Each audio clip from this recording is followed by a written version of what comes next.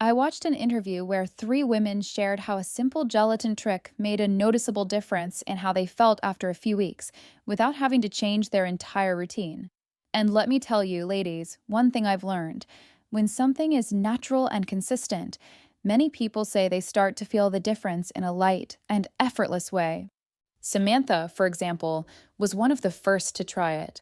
After a few weeks, she mentioned feeling more confident and noticed small positive changes in her daily mood. Since then, this gelatin trick recipe has gone viral on social media.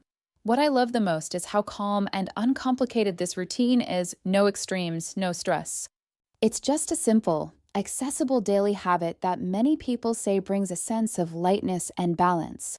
There's a video showing the step by step and how people have been including this ritual in their routine. You can watch the full video with the preparation method through the link in the description or in the first pinned comment.